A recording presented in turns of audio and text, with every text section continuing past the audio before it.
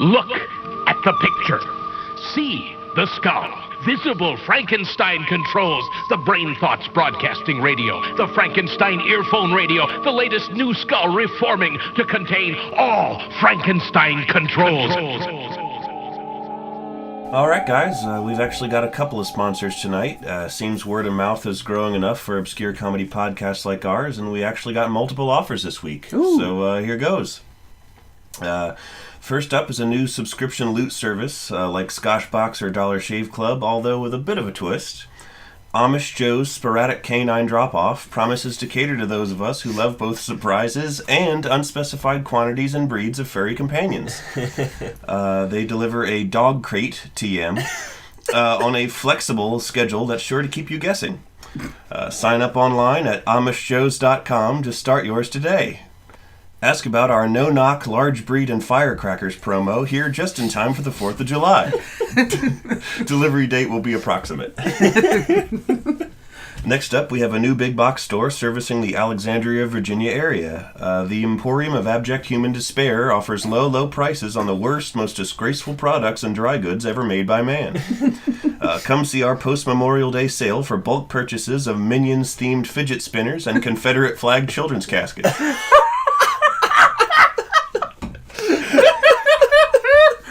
Located near the waterfront at the site of the former pit of Abject Human Despair. So, thank you to our sponsors. I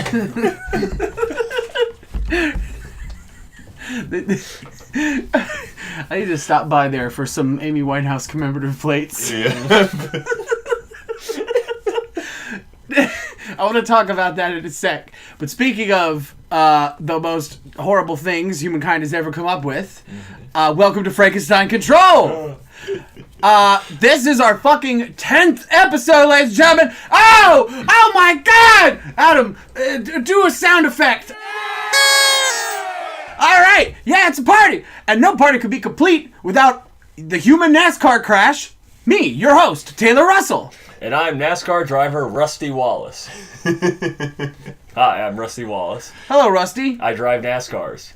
Good to know. I'm a NASCAR driver. How's that been for you? My name is Rusty Wallace. Oh, okay. How fast do those go? I'm a NASCAR driver. Ah, I see. What sponsors do you have? I'm Rusty Wallace. Ah. That's Adam. Ignore him. I'm Rusty Wallace. He's broken. He's a NASCAR driver from what I hear. I'm a NASCAR driver. And what 10th anniversary would be complete without everybody's favorite pallid giant, self-described in the first episode of our show, B-Rye. Speaking of, wanted to let you guys know, just give you a heads up, this is going to be my last recording sesh before filming starts, because they're doing a big, I don't know if I should talk about it just yet, but they're doing a big 2018 Star Trek The Next Generation movie, and I've been offered the part of Mr. Hom, Loxana Troy's valet and attendant. So, I'm going to try to channel Sir Anthony Hopkins when I portray the role, so look for that next summer. You're going to have a hard time imitating his voice. It's so distinct. I know. I'm gonna work on that. Mm-hmm. Is that the guy who can't talk? Yeah. Adam, can you tell me a story about that? Oh, I'm sorry. I mean, NASCAR driver Rusty Wallace. NASCAR driver Rusty Wallace. Could you tell us a story about a hilarious thing you guys did about that? That's a different character. The silent one. Oh, I thought... okay, then. We might have one that's funny about that, but the one that you're thinking of is there's an episode of Star Trek where there's a traveling diplomat, and he's mute, and he communicates via 3 telepathic friends, each one handling a different part of his emotional speaking. Yeah. So he is tasked with going down to this one planet to do negotiations for these 2 warring factions. And he gets down along with his 3 companions, and his 3 companions immediately get killed. They're just abruptly and horrifyingly killed. Yep, vaporized. Like Mars Attack style. I think you see their skeletons for a second. It was unexpected, and even though you'd seen the episode before, you were just kind of like, what? Well, that was brutal. But now he can't communicate at all, so he learns like sign language or something, and he comes up with the idea of bonding with these 2 warring factions by teaching them sign language. And B-Rye and I are watching this, and we came up with right as he's right as the rest of the crew is being beamed up and he's being left at the very end of the episode. At the very end of the episode, he just looks at all of them and goes, "Thank you." Wait, what?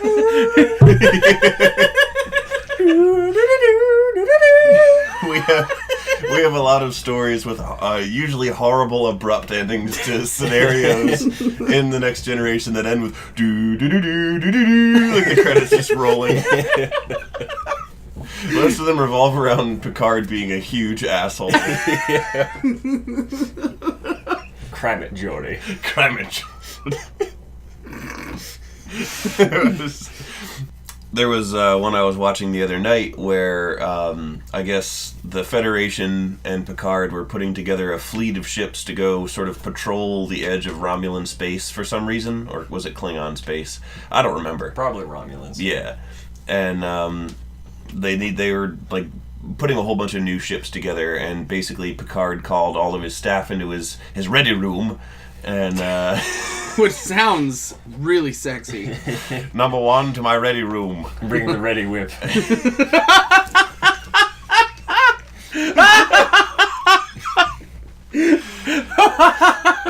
Wait, do you mean the whip specifically designed for the ready room or the whipped cream? Oh, we'll be needing both. But anyhow, he basically then proceeded to give each of the main characters, who are, his staff officers, command of one of the new ships in the fleet. And Data asked at the end, he was the only one who hadn't been given command of a ship.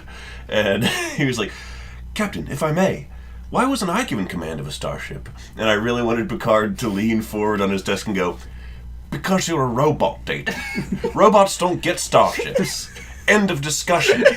Get out." Data, why would I give a ship to a toaster? You're a machine, an object. You're a tool to be used. I'd no sooner give a ship to a wrench than I would to you, you automaton creature!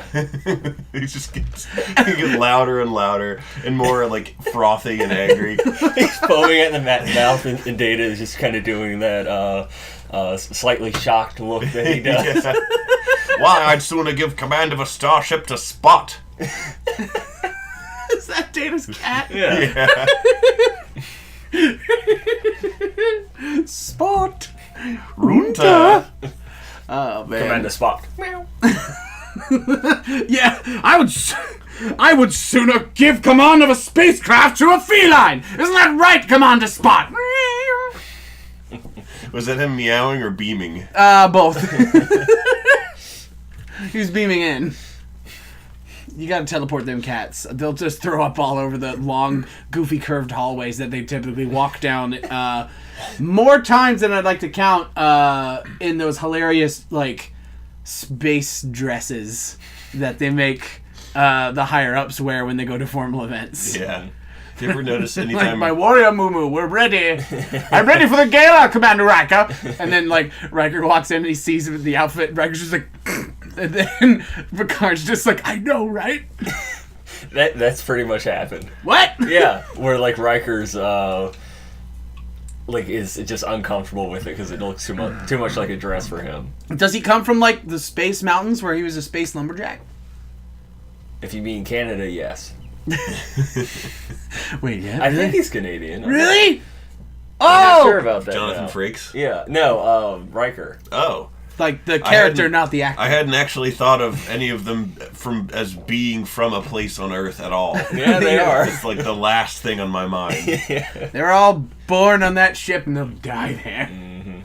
There was something else that was funny. Data's dick. Data's dick. What? That was another one. Excuse me. There was an episode which we referred to as Data Gets His Dick Wet, which is just... I just imagine like the standard Star Trek Next Generation episode starting standard where like it's showing the bridge and everything's all quiet and like people are shifting back and forth looking busy and then like the captain's like sitting down in the chair and then it has like the title card for the episode there and then just fades away and it's just Data gets his dick wet. I was gonna say, it just starts. You see the Enterprise flying through space, and you hear Picard's voice. Captain's log, stardate 41. Commander Data has informed me of his intention to get his dick wet.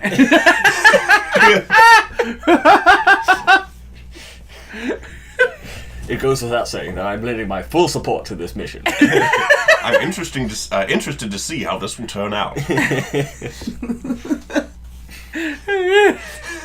But the episode is about a female crew member who forms an infatuation with Data, and because Data's an emotionless automaton, he, as an experiment than anything else, tries to date her. Data tries to date her, and it doesn't go very well because he's a robot. Yeah. And he just sort of makes everything be a scientific process and just completely fucks up all the romance and just removes spontaneity from it entirely and doesn't know how to react to anything she's doing. And he tries to awkwardly force an argument because he's heard that arguing can make a relationship stronger. But he just does it apropos of nothing. Yeah, and she's really confused and alarmed. Yeah, why are you yelling at me? I'm not upset at you at all. I'm sorry, I just thought it would help. Well, maybe there was something wrong with you! Yes, it's that whole scene. You can't tell me what to do. I'm not your mother. You're not my mother. Data came from a strange family. Mm-hmm. I'm not your mother. Wait. But since anytime it's referenced Data's sexuality, his phrase is, I am anatomically correct and fully functioning. And we were just thinking of different ways that you can say that, such as, after all, Captain, I am capable of fucking. Or, porking is what you said. I am capable of porking. After all, Captain, I am capable of shining that pole. After all, Captain, I am capable of dipping that junk in that tasty dunk. I have updated my most recent subroutines for slamming hams. This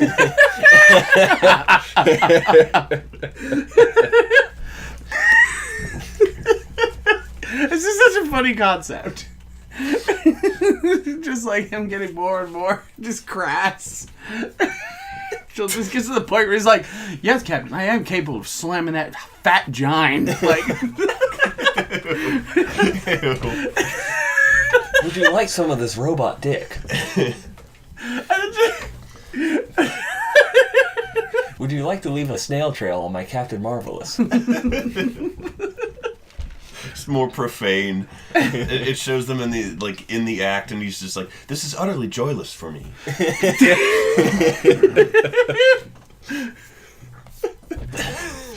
I receive no passion nor gratification from this activity, but put the pussy on it anyway. Alright, that's enough of that shit.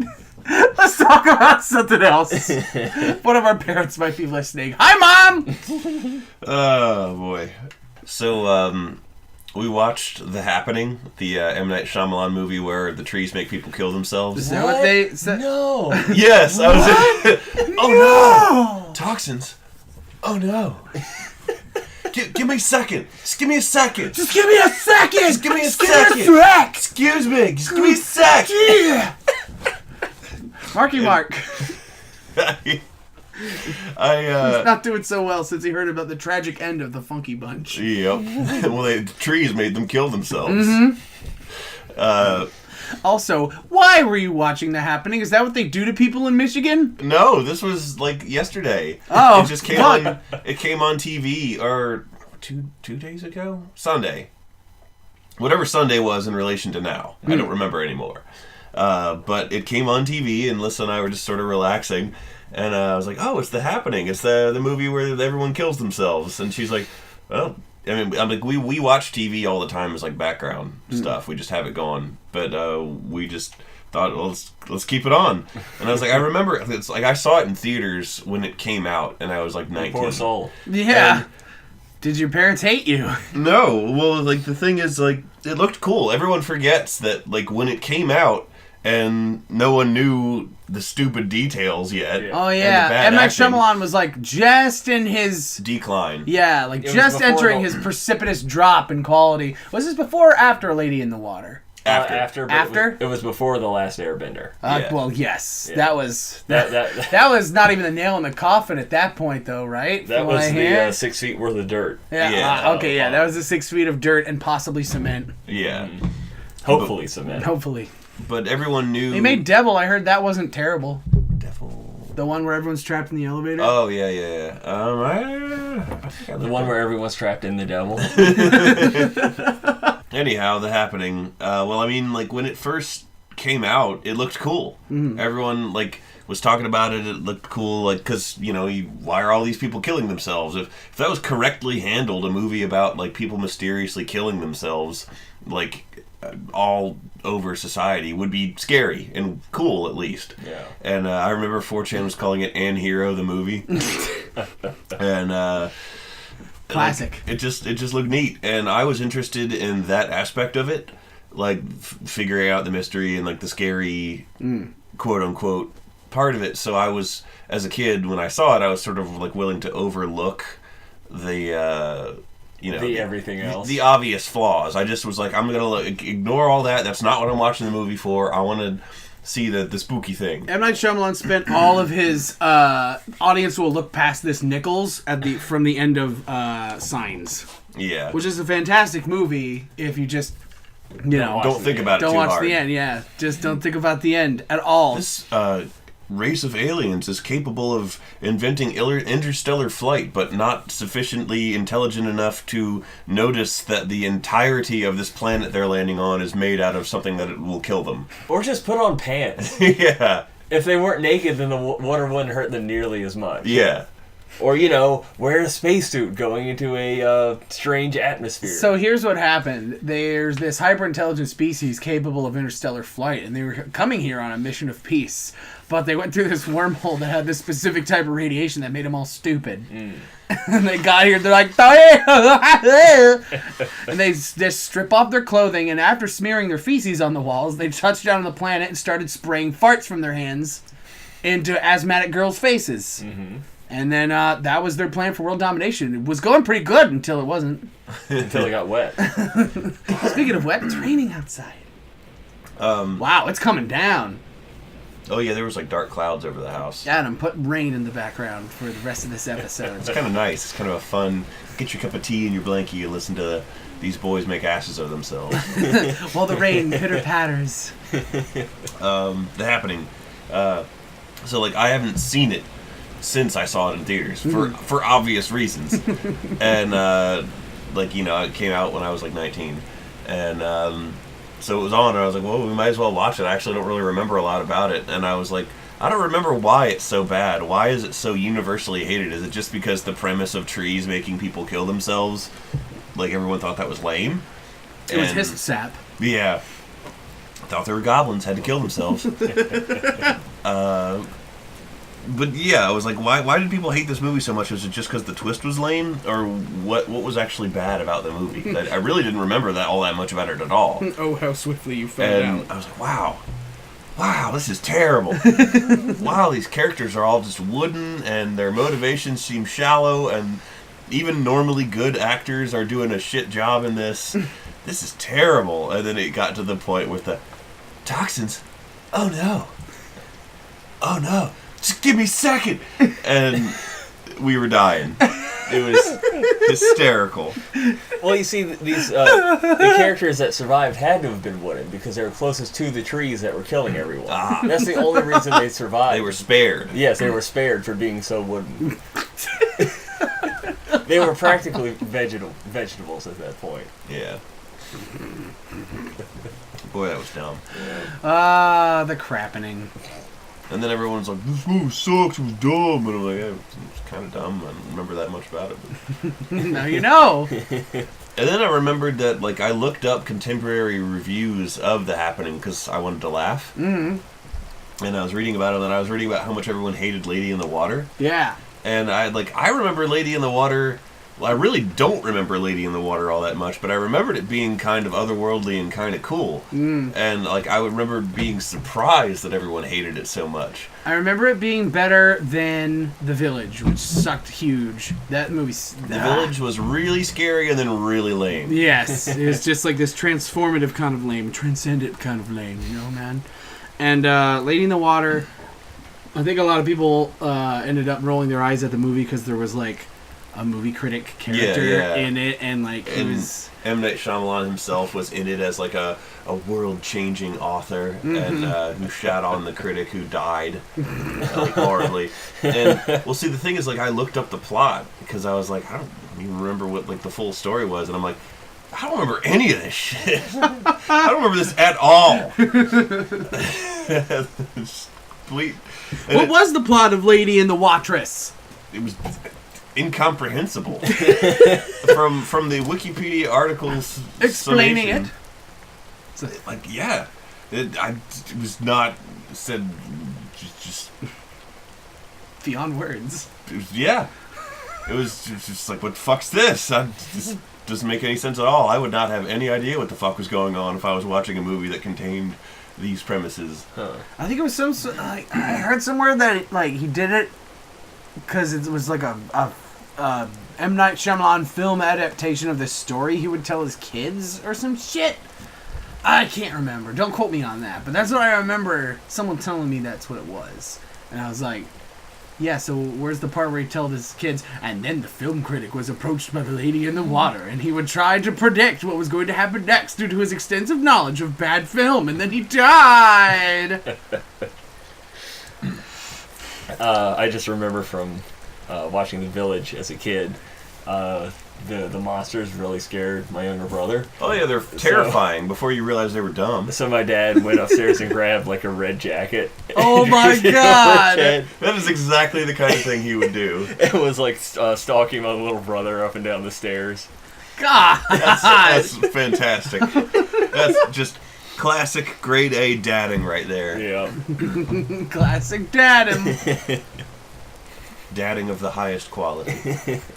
Yeah, my dad did a similar thing, except it was he put a dead pig on a skateboard and then rolled it at me when he put a Dracula cape on top of it. Squealing. Yeah, going. Imagine it, like, What? really quickly, like, losing control, and just flipping over and rolling and getting like grass and shit all over it. And then getting hit by a car. And then, like, getting squished everywhere. Oh, there's pig meat and Dracula cape everywhere. That's a Guy Fieri recipe for you. Wrap it up in a Dracula cape and cook it for 45 minutes. Wow! Speaking of Guy Fieri. Oh, God. That reminds me, I have a pitch. Oh, fuck. Again. Here we go. Guy Fieri's Oceans of Sorrow. Guy Fieri and the Mountains of Madness. It was a great and timeless elder race. Wow! Well, I mean, it wouldn't be the Mountains of Madness. It was Guy Fieri who was in it. It'd be Mountains of Flavor. Yeah. At the Mountains of Flavor. Well, wonder what this elder thing tastes like on a chili roll. I don't know what a chili roll is, but Guy now it Fieri is. knows. Guy Fieri would know what a Yeah. chili roll is. But it's a cooking competition, like Cutthroat Kitchen or that other one. Chopped. Yeah, Chopped. That other one. Yeah, that's what I said. You know, That other one? the most famous one? But it is split up into 3 parts. The first part has 3, not just amateur, but really bad cooks, all trying to make the same dish. So you have people that would fuck up making cereal and can't make scrambled eggs, trying to cook something like shepherd's pie or baklava. Like Baklava looks hard. yes, it's something actually difficult and Soufflés. yeah, souffles.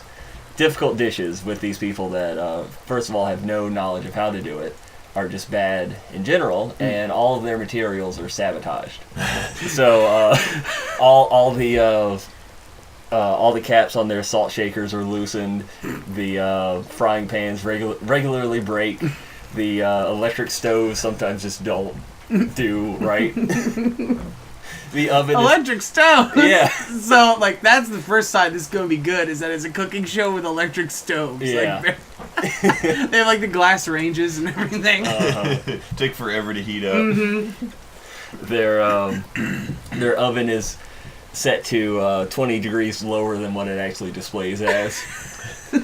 So these people all put together their dish, and of course it's going to be really bad. Mm-hmm. So those are all set aside, and now the real professional chefs, so these people that work in 5-star restaurants, all have to do Nickelodeon Guts-esque physical challenges.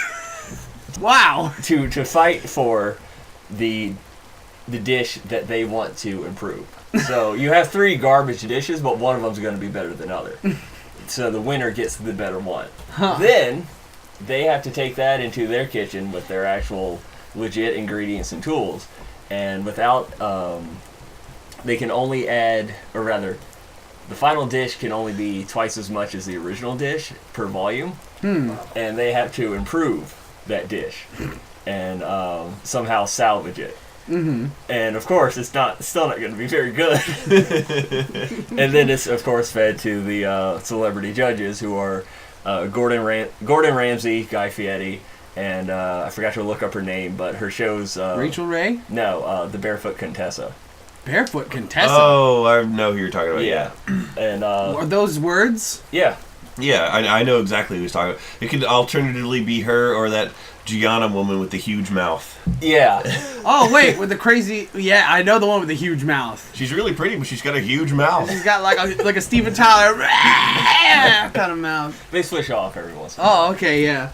And they have to judge this garbage food and try to name a winner with all this trash that they're eating. And the key is that they hate it. None of them want to do it, but they were all contractually fooled into doing this show because they didn't listen to this episode of our podcast. That's what you get, Gordon Ramsay, for not listening to Frankenstein Control. Now you got buffooned into the show. And we can all take a sadistic glee in watching Gordon Ramsay wince as he's forced to eat garbage. See, originally when you said like, and it's called Upchuck Kitchen. I not to belittle your idea, Adam, but if I may, could I make a modification to this formula? Mm-hmm. So you mentioned celebrity judges, and then you also mentioned what is it? Sabotaged kitchen stuff. Yeah. I want a Iron Chef-esque show where already established, actually really good cooks, whether they'd probably be from TV at first, just get the initial people watching, obviously. Yeah. But like eventually we'll move on to like the lesser known but more talented, more famous for being chefs instead of TV personality chefs. But at first we'll start with Gordon Ramsay was the first one I thought of. There's probably Chef Vitali. Is he still alive? Probably. All those folks. Those Chef are Boyardee. Yeah, Chef Boyardee. Very famous. Very famous. Bobby Dean. You mean Jimmy Dean? No, Paula Dean's son is. Oh. I think his name is Bobby. Bobby. Yeah, you can't have Paula Dean anymore because she said the F word, I think, right? Mm-hmm. Yeah, we'll go with that. I know what she said. It was just being difficult. But anyway, you have these celebrity. They're not judges though. They're the contestants, and they're all facing off. But they're none of them are told that their entire kitchen, while looking absolutely 100% presentable and professional, everything has been sabotaged in one way or another. But no 2 items are sabotaged in the same way. Oh, okay. So like. Everybody but one's stove is functioning properly. However, another contestant's spatula is set to explode. So it's extremely dangerous. Yes. Yeah. Oh, yeah. The danger factor is very high. I think the blenders all have loose screws. They're possessed. Yeah. we will have an element of the supernatural involved. Of course, you gotta. Patton Oswalt will occasionally ride through on a bicycle and fire a real shotgun.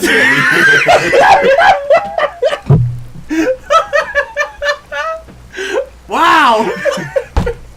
Wow, that just went from good to great! Oh, man. And then, okay, so I thought of all that while you were describing it. Then you got to the physical challenge thing, and that really got the gears turning, So, what we want is they got to go through this sabotage kitchen and make the dishes as best as they can. Here's the kicker. Mm-hmm. They have where they present their dishes is 1 mile away from the studio, and they have to go through this incredible course. Is it built in like underground, unused like missile silo tunnels from like the Cold War? It's an outright labyrinth. Yeah. There's a minotaur and everything. It's the tunnels, the system of tunnels under Epcot. We're gonna need Disney money for this. This is a hell of a production.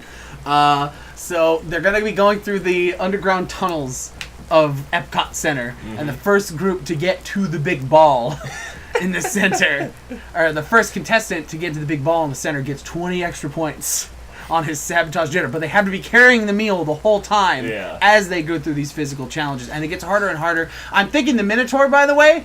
I liked where you were going with Patton Oswalt on the bicycle with the shotgun.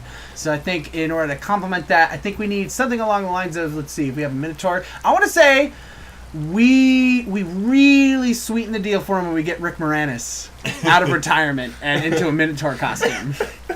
Like the full, and I'm talking like full prosthetics. There's no way you know that it's Rick Moranis until he reveals it. Like full prosthetics, huge suit. We need like the people from cosplay. Like, you know that cosplay TV show where they're like, we're to make the makeup and the costumes, we'll judge them. You get those people on them. Like, really good, high-quality shit. And, also, I want, as, like, the host of the show, I don't want Guy Fieri. I want a guy dressed like Guy Fieri. I want... a budget Guy Fieri. I want the guy from Smash Mouth impersonating Guy Fieri. His name is Figieri.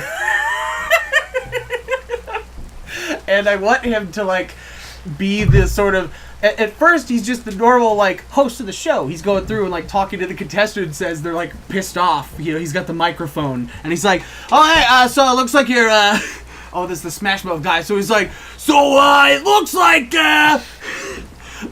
your stove broke there. God, what is it? Fuck. Gordon. Thank you. Looks like your stove broke there, Gordon. How are you gonna recover from there?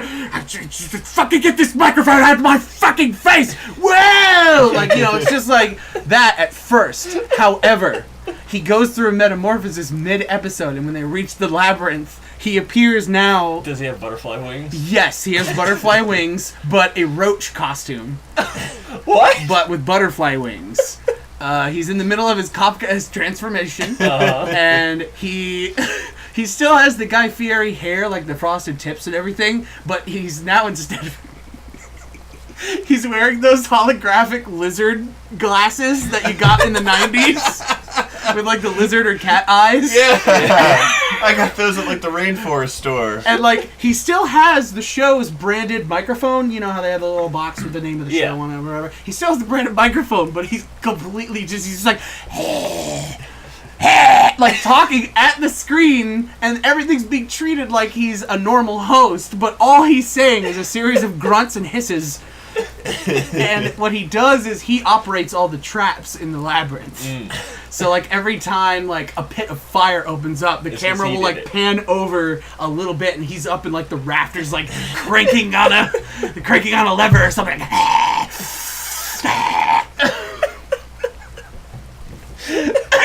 And then when they get out of the labyrinth, he's back and he's completely normal.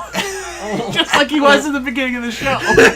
There's no explanation offered as to why he does this. And every time they try, it's like, what's in the cockroach costume and the lizard eyes? And he's like, anyway, hey, why'd you give it to the judge? Like, he just completely ignores any questioning about that at all. It's like a Phantom of the Opera-esque thing. This always needs to be preceded by a anime-style magical girl transformation. Oh! Of him turning into the roach butterfly, sparkly lizard eye man. No, well, see, like, I kind of... That was my initial thought, but I think it's way funnier if there's absolutely no introduction to this whatsoever. He just shows up like this. Well, then you'd have to be careful with the costume, or else we won't know it's him. Oh, he'll have the frosted tips. It's not fine. the frosted tips? Yes, he still has the frosted tips and the weird devil goatee or whatever he has. It's practically a fingerprint at this point. That's how you identify someone, is by their frosted tips. Yes. In the That's how I know B-Rye. By his frosted tips. No frosted tip is exactly the same. They're all unique. In the credits at the end of the show, I don't remember the Smash Mouth guy's name, but it has him as Fred Durst. It's Smash Mouthman. Smash Mouthman. Yeah, Smash Mouthman. We'll go with that. As Gil Ferrari, who is the name Gil of Ferrari. Actually, you know what? Despite its similarity to Guy Fieri's, That's the point. No. Like I'm just going to say, like, as a complete off point. Despite its glaring resemblance to the Guy Fieri name, that's a cool name. I'm Gil Ferrari. Like, that's fucking rad. I don't care. That's a good porn name. It sounds like a name of a shitty used car dealer. Hello, I'm Gil Ferrari. Dude, we'll get Gil Ferrari to sponsor the show. We'll have Disney and then Gil Ferrari. Mm-hmm. We'll get that Ferrari money. Mm-hmm. But the credits have, like, the Smash Mouth guy's real name, and, like, is credited as Gil Ferrari, and then, like, much later in the credits towards the bottom, it has, like, Rod Tillerson as the Roach King. It's, like, credited as a completely different person. I knocked the thing off the wall and it made me laugh so hard. That's so funny to me. But he's Roach King. that name shows up in the credits, but he's never, ever, ever referred to as the Roach King on the show. Yeah. I like to imagine that he's never shown interacting with anybody. Yeah. Except for his inanimate traps. Yes. Yeah. Yeah, he's just growling and hissing. Sorry, I didn't mean to hijack your show idea there, bud. It's good. It got the gears turning. Yeah. That's what good TV does. Yes. It gets you thinking. Folks at home, that's what The Amazing Race does. When I lived with my folks and they turned on The Amazing Race, it made me think about that shotgun in that closet and how tasty the end of it must be. That's reality televisio for you. Hold on, let me pick up the thing I dropped. Sorry. We interrupt this episode of Frankenstein Control. Oh. Well, thank you for that idea, Adam. That really went places. Oh boy, Most of those places were hell, but they're still places. I completely forgot about the existence of those lizard eye glasses. I immediately knew exactly what you were talking about. I was doing character designs the other day, and one of the characters I was designing is a sarcastic, ironic piece of shit kind of character. But I was designing like different outfits for all these characters, and one of them was like, what happens if they're like skateboarding or something? So I just put them all, and then her goggles were the lizard glasses, because I was like, that would be so funny. I had a few toys growing up that like my dad loved even more than I did, and those lizard glasses were definitely one of them. I think I had a pair of those too. I think they were cat eyes, but I wanted the lizard eyes. I secretly pined after them. I think my cousin had them. I'm not sure. Sean, if you're listening, did you have the lizard or cat eyes? Anyway. I don't remember which ones I had. I'm pretty sure it was the lizard, but yeah, it was definitely the lizard because I wanted to look like a dinosaur. Now you do. I know. Yeah, you got the T-Rex arms and You everything. got the walk down. Yep, got the walk down. Japanese businessmen run in fear when they see my approach. Completely unrelated. Mm-hmm. You're the reason their birth rate is so low. I did do that to them, didn't I? You just sterilized 90% of Japanese males. Just by existing. Yeah, Yep. okay, so the graying of that nation is all B-Ri's fault. Yeah, of you heard course. it here first, as a Frankenstein Control exclusive. It's a very unique X-Men power. Speaking of low birth rates, I learned a thing today. What'd you learn about? I learned about cults, and apparently there's this cult. I don't know when they started, but they're called the Church of Euthanasia. Oh. And this is not a church about young people in Asiatic countries. I was going to make that joke if you didn't. This is a cult about their core belief is that humanity is at imbalance with the planet and there needs to be less of us, which I can get behind. And they don't start with themselves? No, they don't start with themselves, because who's going to spread the word, Douglas? Yeah, I guess. Mm-hmm. And yes, of course, that's sort of the death cult kind of thing. Kill yourself for the planet. Kill yourself for the planet. We believe you should kill yourself for the planet, not us. You need to do it. So what they do is they go around spreading the word of the good word of like assisted suicide, abortions, and butt stuff. as in fuck with the butt and not with the vajayjay, so that you don't reproduce. Kill his. If people want to die, let them. That kind of thing. And it was incredibly, like, at first I was like, I can do with less traffic. Yep. Go you guys. But then as I learned more and more about them, the more I was like, ooh. And here's where they get wacky. Yeah, so first off, a cult getting wacky? A cult obsessed with butt sex, abortions, and killing people? Don't you just mean 4chan? Yeah. Hey, I will say, all of it is voluntary. Like, all the things that they say, voluntary stuff, assisted, like, if assisted suicide, meaning if, like, the person's like, I want to die, you say, okay, not, not, I'm kind of sad, and then you just, like, stab them. I mean, I'm not condoning this cult or anything. I'm just playing devil's advocate. I just want to stipulate. They hide behind potted plants and depression group therapies going, do it. Do it. Yeah, it's just like, ever since Maria died in the car crash, I don't know what to do. Do it. You know what to do. It's the Smash Mouth guy in the roach costume. Well, actually, speaking of strange iconography, they try... I think this is the same cult. I'm pretty sure it is. You can fact check at home, but they try and reclaim the swastika. Oh, boy, of course they do. That'll work out just fine. We're taking it back. Well, see, here's the thing that made it better. They took the Star of David and they put the swastika in the middle of it. Oh my god. Wait, was that... What the fuck are you doing? Do you mean a swastika or a manji? Oh, it's a swastika. It's an outright swastika. It's a swastika. Wait, is it this? Yes, there it is. There it is. I think that counts as a manji. Yeah. Oh, it is? Okay, well then it's a manji. Good for them. Oh, good for you. Well, and see, here's the best part. Their beliefs, they're typically about lowering human populations and bringing balance to the earth. So naturally, every time there's a huge loss of life, they're like... They celebrate. Chalk up a win, guys. Yeah. When fucking 9/11 happened, days later they started putting out videos of splicing, like, footage of the disaster with porno.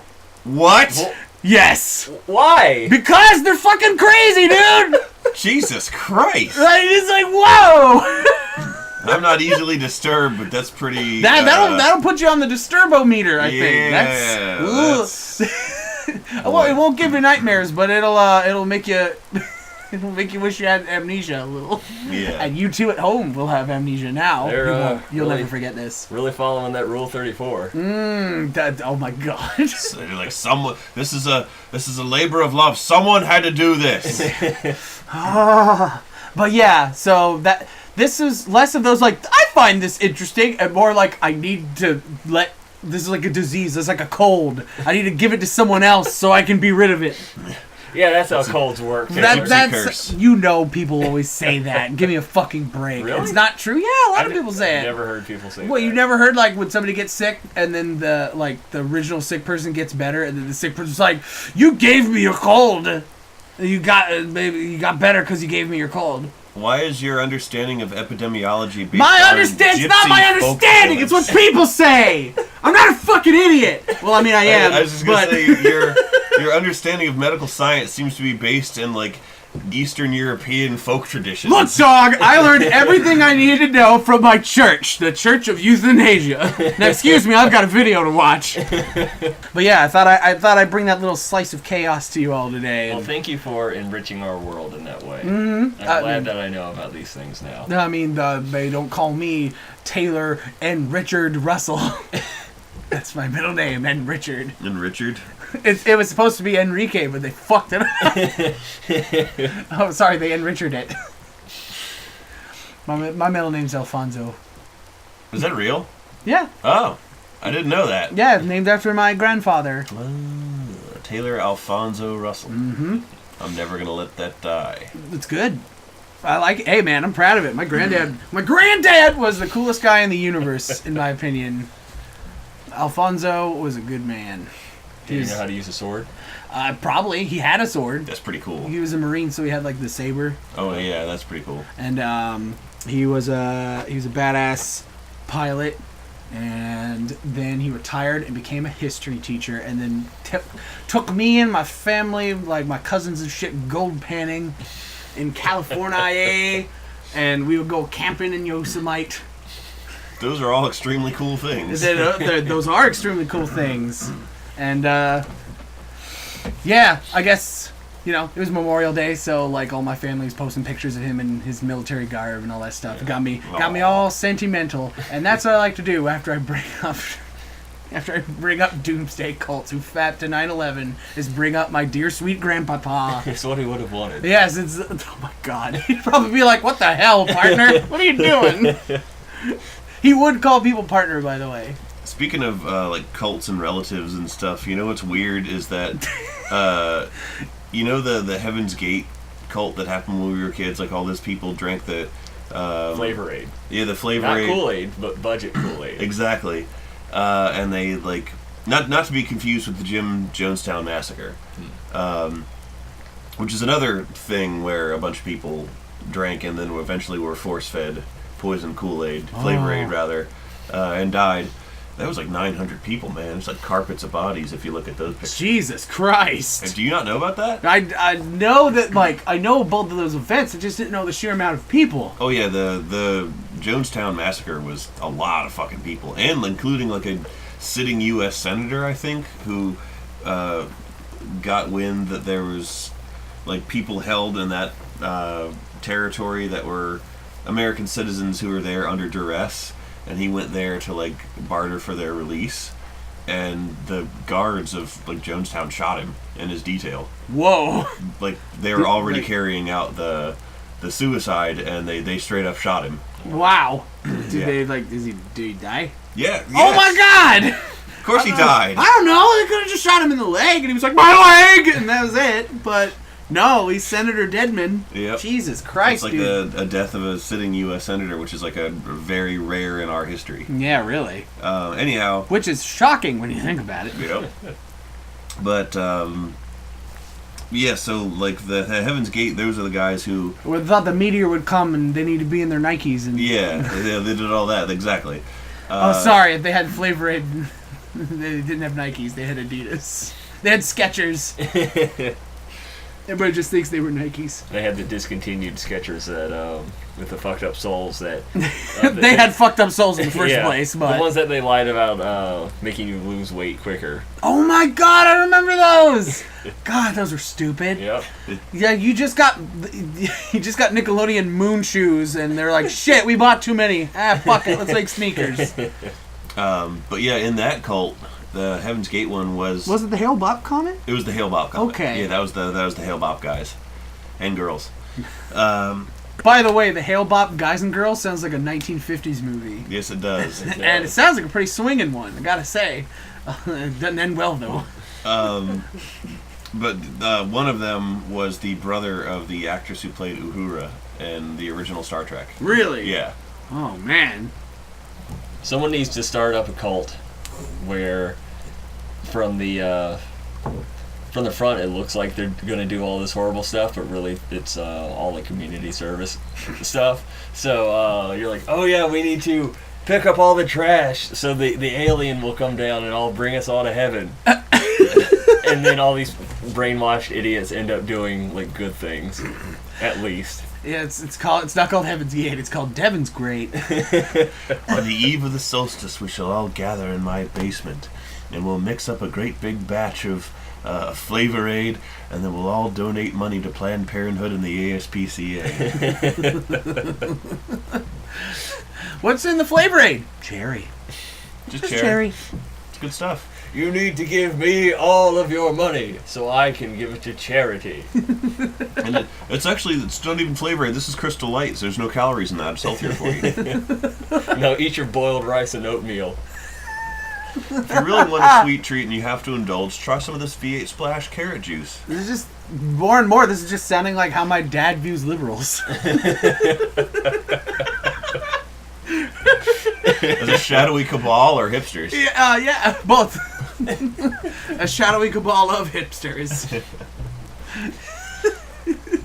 These actions are objectively good, but they are hated by many people. Here at Frankenstein Control, we don't have an agenda. Vote for Obama. And Richard Nixon. Yeah. Dude, Obama-Nixon 2015. We're going to go back in time and then elect on the wrong year. Yep. Obama-Nixon 2,433. I'm down. Cool. If man should survive, if woman does not become the predominant species on the planet, so Obama and Nixon can't exist unless they're like Shovel Knight, they're gender swapped. Gender swapped So, Obama and Nixon. And they have way Obama. cooler sprites. I mean, I'm just saying. It's just Richard Nixon with pigtails.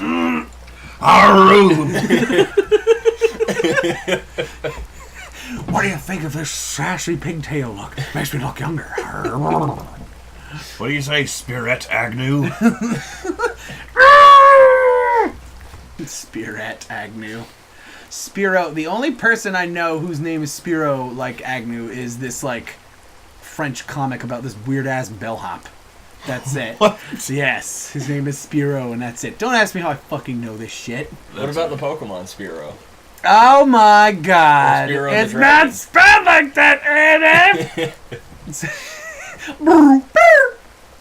That's what they sound like. I love Spiro. I like Firo. He turns into a giant rubber chicken. Those ones? Yeah. Those crack me the fuck up, man. Remember They're the great. gif of like the shopping cart filled with them that someone pushes down and all of them go. My favorite one is when the guy puts holes in on the back of them all, like 3 or 4 of them, and then shoves them in the tailpipe of a car and then drives around a parking lot. It's just... It became the Alex Jones mobile. Oh god, that's funny. Oh, that's so funny. There was some kind of thing that Alex Jones did where it was like for some supplement that he was advertising, and it was like him and then like shirtless and then him shirtless 45 days later, and it looked exactly the same, but in the 45 days later he's like slightly redder. Wait, is this real? I can't... That's a real thing. Oh my god, I thought this was just a joke. No, this is No, actual... don't Google that. I don't want to see pictures of Alex Jones with no shirt. He looks like you'd expect he would. Dumpy. Yeah. I'm just imagining a tomato-esque Chris Farley. Hey, basically, yeah. Oh. And I do mean Chris Farley now, as in decomposed. Oh, I think it was cremated. Then even more so. I thought they preserved him and put him into a museum. You can see the skinless Farley at the Smithsonian. My cousins, Travis and Autumn, and their respective waifu and husbando, they all went to California to watch another one of my cousins get hitched to a cart because she's Dragged around. Yeah, tractor trailer. She's a performer. She Have I met dragged. the cousin? Not this one. Her name is Jenny. She's cool. Hi, Jenny. If you're listening, probably not. But She's anyway, married now. You can't listen to podcasts when you're married. it's true. Anyway, so they went to California and they had some time to fuck off. So they visited the Ronald Reagan Museum. Did you know that there is a museum for every president in almost every state? Oh yeah, and the Nixon Museum was throwing shade at Trump recently. Oh, fuck. And yeah, that's a real thing that happened. Hashtag Aru. And so they went to the Ronnie Reagan Museum. They have an Air Force One there. And apparently, they told me that old Ronnie and his waifu, they're buried there. Yeah, they are. Yeah. They're buried in the Ronnie Reagan Museum / Mausoleum now. A lot And of presidents are buried at their museums. so here's a couple of things. I think Harry Truman is buried at his too. Oh, shit. He's dead in the ground. I know. Dead in the ground. That exact song made me look up where he was in fact dead in the Okay. ground. Harry Truman buried with his wife and his favorite dress. So, a couple of things about the Ronnie Reagan Museum. First off, Air Force One is there. Second off, they're buried there. Third off, like the whole thing is just dedicated entirely to them and, you know, their legacy and everything they've done and blah, blah, blah, blah, all that kind of stuff. Just like floors floors of this shit. Floors of Ronnie stuff. Well, anyway, I did some research after my cousins told me this too, which was they did some research on... The heavens know we were talking about the chosen one, Ronald Wilson Reagan. We are preparing to possibly besmirch his heavenly name. Well, I'm gonna, because they did some research. The Obama Museum is going to be done in like 2020, I think. And Once Obama's dead. yes. Wait, no! If that happens in 2020, then we'll get arrested, dude. He goes, my fellow Americans, now that my museum is built, I'm going to entomb myself like the pharaohs of old. It's like a giant mummified ox. Oh my god! Is brought in. He's laughing the whole time. He's like, you were right all along. I was from Africa. Yeah. Calling people Pharaoh was like calling people Hitler before there was Hitler. Like in the old days, they would call people pharaohs instead. Like, you're literally Hitler. You'd be like, you're literally a pharaoh. Boy, this Hitler guy's a real pharaoh. You know what I mean? Yeah, me a pharaoh. But no, besides pharaohs, Barack the Rock Johnson, he wants, because apparently he has some say in this. I would hope so. I would certainly hope so, yeah, but you know how things are. Yeah. But yeah, and he's like, I want like one floor dedicated to me and my presidency, and I want apparently to have 3 floors, and I want the other floors to be like community gathering places and like help centers and stuff like that. Just things that... The East Coast's biggest Chuck E. Cheese. Yes. Yes, an animatronic. Slides and fireman poles go to ball pits that like... An animatronic Joe Biden sings in a band with a bunch of animals. That's the thing, is it's the real Joe Biden. Everyone thinks it's an animatronic.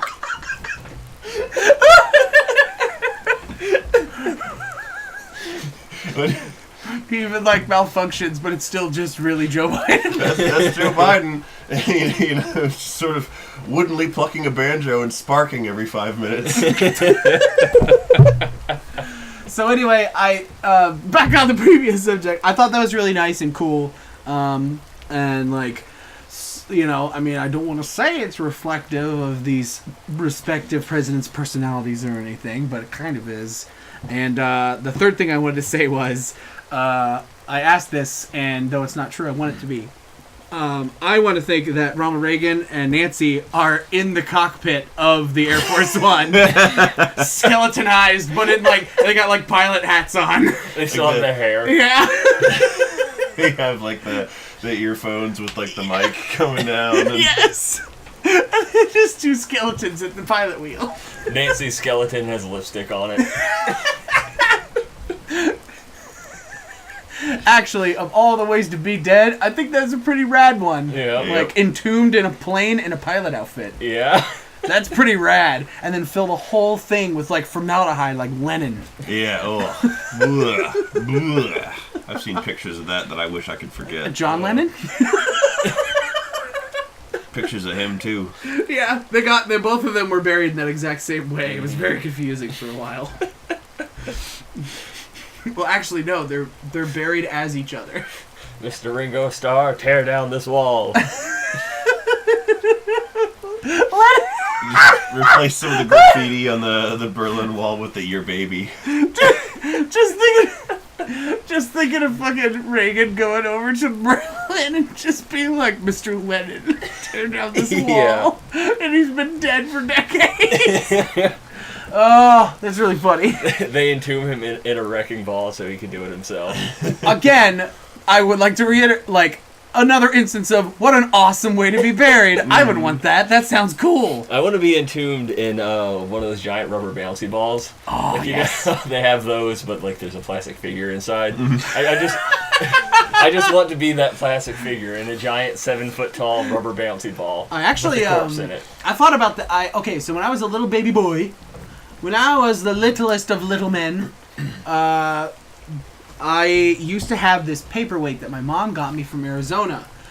It was a acrylic, like about the circumference of a coffee mug, I would say. And it was this acrylic dome that had a desert scorpion. Oh yeah, in it. yeah.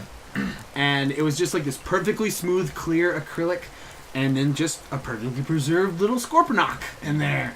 And even though I was arachnophobic, I fucking loved it because I thought it was super cool that, you know, you could put things in this clear stuff. Yeah.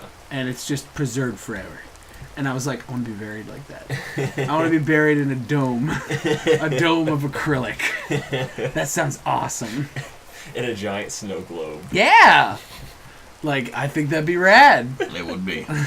Be much less better than Much less I better. can't even fucking talk anymore, man. No, don't. In Michigan, there was like a bug house. There was like a butterfly, live butterfly house, like an enclosure you could walk through. We did it several times because it was just pleasant and fun. You're right, that was just Liz's family's house. They were infested with moths. You just didn't. You were just tricked. Oh. Well, he could have fooled me, but they're really pretty, and I mean, like they must have just done it, you know, had the house that way for a while because there was like species identification charts and stuff everywhere. But anyhow, they had like really cool. Actually, took pictures to show you guys and probably forgot. Outside of the living butterfly thing you could walk through, they had like Goliath beetles and giant stick bugs. Now you're talking. Beetle boys and Yes! cool shit like that. I love beetles. You know that about me. In those like include the little displays like that, and you could buy like scorpions and spiders and at the gift shop. Yeah, man. Like, I think that's the ultimate way to be preserved. I think honestly, if Earth is faced with a threat, like if just like climate change gets too bad, or if that super volcano finally goes and there's just no hope for us left, I think that they should have safety measures in place where they could just cover the entire world in acrylic and just make it a giant billiard ball, perfectly preserving everything on the planet as it was before the end.